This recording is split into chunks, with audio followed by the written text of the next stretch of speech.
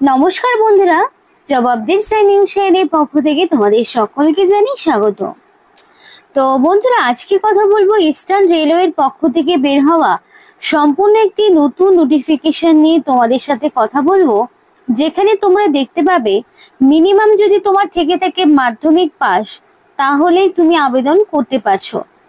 শুধুমাত্র মাধ্যমিক পাস, সাথে মিনিমাম 18 বছর যদি ক্রাইটেরিয়া তোমার থেকে থাকে, এইটুকু সামান্য ক্রাইটেরিয়া যদি থেকে থাকে, তাহলে তুমি অবশ্যই এখানে কোনো রকম ওয়াক ইন ইন্টারভিউ এবং কোনো রকম রিটেন টেস্ট ছাড়াই তোমরা এখানে নিযুক্ত হতে পারবে।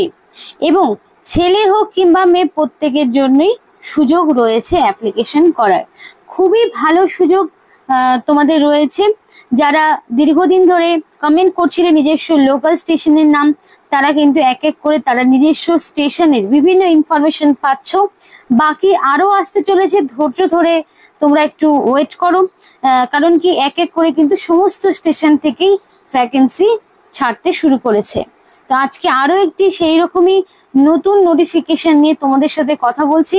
চলো A to Z জেনে নেব যে কিভাবে অ্যাপ্লিকেশন ফর্মটি পূরণ করতে হবে, কি পোস্টে কি কোয়ালিফিকেশনে নিয়োগ হচ্ছে, সবই শেয়ার করব। কিন্তু ডিটেলস বলার আগে তোমাদের প্রত্যেকের কাছে আমি একটাই রিকোয়েস্ট জানাবো, যে যারা এখনো আমাদের এই চ্যানেলটিকে সাবস্ক্রাইব করোনি, তারা ঝটপট চ্যানেলটিকে সাবস্ক্রাইব করে পাশে থাকা বেল আইকনটি ক্লিক করে দাও, যাতে করে পরবর্তী সমস্ত ইনফরমেশন পেয়ে যেতে পারো।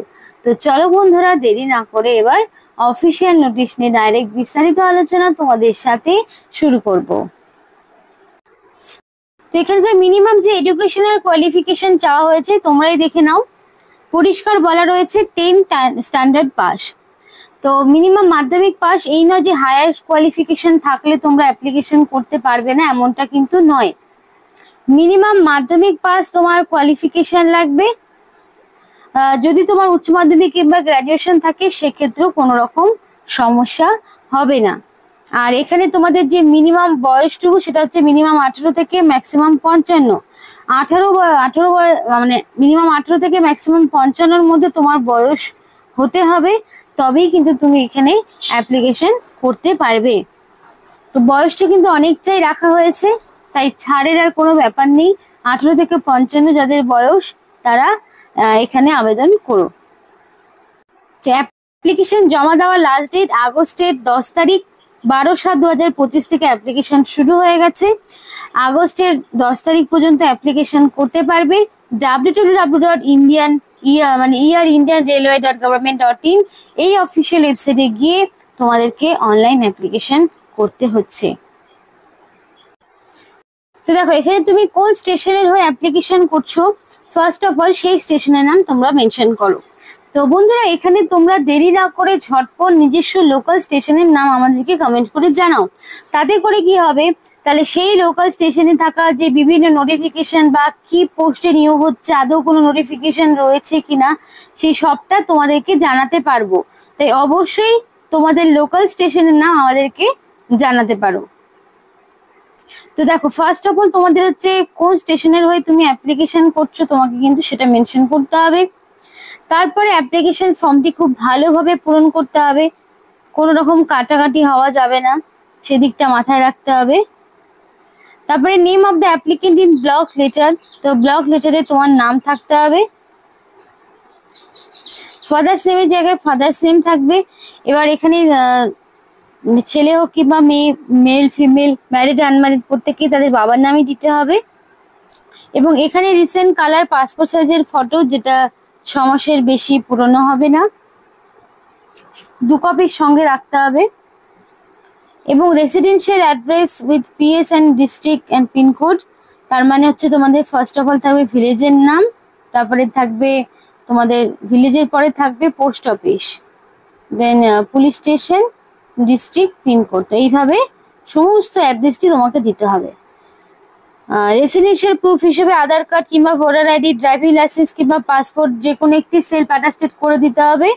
এবার যেই ডকুমেন্টসটা তুমি দেবে, সেটা আধার কার্ড হোক কিংবা ভোটার আইডি কিংবা ড্রাইভিং লাইসেন্স কিংবা পাসপোর্ট, এগুলোর মধ্যে যেটা তুমি দিচ্ছ সেইটা কিন্তু অবশ্যই সেলফ অ্যাটাস্টেড করে দেবে। এবং তোমার একটা সিগনেচার, মানে সেলফ অ্যাটেস্টেড বলতে অবশ্যই তোমার রানিং হ্যান্ডরাইটিং এ ফুল সিগনেচার নিচে থাকবে। তারপরে তোমার হচ্ছে current residential certificate in original from local civic authority is attach with seal, মানে সিভিল অথরিটি মানে তোমার লোকাল রেসিডেন্সিয়াল একটা সার্টিফিকেট তোমাকে কালেক্ট করতে হবে, যেখানে সিল এবং সিগনেচার উভয়ই থাকবে। তো বলছে তুমি কি এর আগে কোনো জব করেছো, যদি না করে থাকো নো করবে। আর এডুকেশনাল কোয়ালিফিকেশনের জায়গায় অবশ্যই মাধ্যমিক পাশের ইনফরমেশন দেবে এবং সেগুলোর সাথে তোমাকে কপি সঙ্গে দিতে হচ্ছে, মানে মাধ্যমিকটা দিলেই হবে, কারণ কি বাকিগুলো দেওয়ার প্রয়োজন নেই আর সেটা জায়গাও নেই। Date of birth indicate in the matriculation certificate, তো মাধ্যমিক পাশের সার্টিফিকেট এক্স্যাক্টলি তোমার যা ডেট অফ বার্থ রয়েছে সেই ডেট অফ বার্থটাই তোমাকে বসাতে হবে। হেলথ সার্টিফিকেট তোমাকে অবশ্যই অরিজিনাল, মানে তোমাকে ফিজিক্যালি ফিট অ্যান্ড ফাইন থাকতে হবে, তো তার জন্য অবশ্যই প্রপার হেলথ সার্টিফিকেট তোমাকে তুলতে হবে। সেটা যে কোনো মেডিকেল মানে মানে তোমাদের এখানে সরকারি হাসপাতালে মানে কর্মরত বিভিন্ন যেই রেজিস্টার্ড ডক্টর রয়েছে তাদের কাছে গেলেই কিন্তু তোমরা একটা মেডিকেল সার্টিফিকেট কালেক্ট করতে পারবে।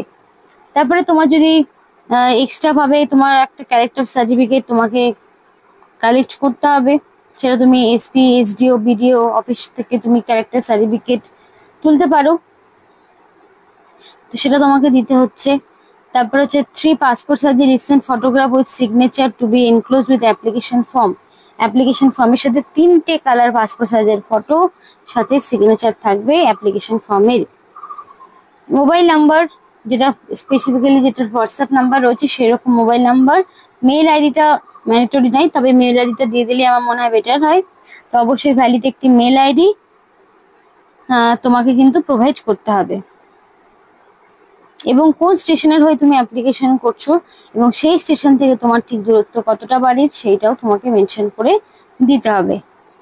তারপরে প্লেসের জায়গায় প্লেস, ডেটের জায়গায় ডেট, আর এখানে সিগনেচার অফ দ্য অ্যাপ্লিকেন্টের জায়গায় তোমার একটি সিগনেচার থাকবে, অবশ্যই রানিং হ্যান্ডরাইটিং এ ফুল সিগনেচার দিয়ে এই অ্যাপ্লিকেশন ফর্মটি তোমাকে অফলাইনে পাঠাতে হবে। তো মাধ্যমিক পাশের অ্যাডমিটটা তোমাকে এজ প্রুফ হিসাবে দিতে হচ্ছে, তারপরে কাস্ট সার্টিফিকেট থাকলে দেবে, তারপরে তোমাকে রেসিডেন্সিয়াল সার্টিফিকেট তুলতে হচ্ছে, তারপরে একটা ক্যারেক্টার সার্টিফিকেট তোমাকে তুলতে হবে, মেডিকেল সার্টিফিকেট একটা তোমাকে তুলতে হবে, পুলিশ ক্লিয়ারেন্স লাগছে না আপাতত। তো এডুকেশনাল কোয়ালিফিকেশনের অ্যাডমিট মার্কশিট সার্টিফিকেট, এগুলো আইডি প্রুফ হিসেবে আধার ভোটার প্যান কার্ড ড্রাইভিং লাইসেন্সের মধ্যে যে কোনো একটি, এটা করার পরে এগুলো প্রত্যেকটি সেলফ অ্যাটেস্টেড করবে, প্রত্যেকটি জেরক্সের নিচে নিজের সিগনেচার করে দেবে।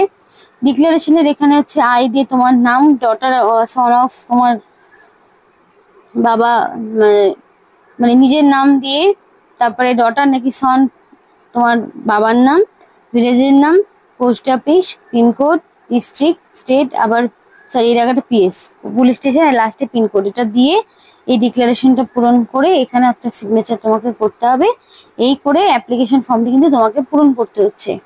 তো মেডিকেল সার্টিফিকেটের ফরম্যাট কিন্তু দেওয়া রয়েছে, এখানে থাকছে এইরকমই একটা ফরম্যাট তোমাকে তুলতে হবে, যে তোমার কোনো রকম কমিউনিকেবল ডিজিজ নেই, তুমি সম্পূর্ণ ফিট অ্যান্ড ফাইন। এখানে ডক্টরের সিগনেচার এবং সিল থাকবে, নেম অফ দ্য ডক্টর এবং ডেজিগনেশন আর রেজিস্ট্রেশন নাম্বারটা থাকবে। আর মেডিকেল সার্টিফিকেটের ফরম্যাটটা কিন্তু এরকমই হবে। তো এই যে অ্যাপ্লিকেশন ফরম্যাট, যেটা কিন্তু তোমরা পেয়ে যাবে অফিসিয়াল যে ওয়েবসাইট রয়েছে, যেটা শুরুতে তোমাদেরকে দেখালাম, সেই অফিসিয়াল ওয়েবসাইটেই তোমরা পেয়ে যাবে। এই যে অফিসিয়াল ওয়েবসাইটটা এখানেই তোমরা পেয়ে যাচ্ছ। আর অ্যাপ্লিকেশন জমা দিতে হলে অবশ্যই এই যে অফিসিয়াল অ্যাড্রেসটি রয়েছে এইখানে অ্যাপ্লিকেশন ফর্ম তোমাকে জমা করতে হবে। প্রত্যেকটি ডকুমেন্টসকে সেলফ অ্যাটাস্টেড করবে, না ছাড়া কিন্তু হবে না।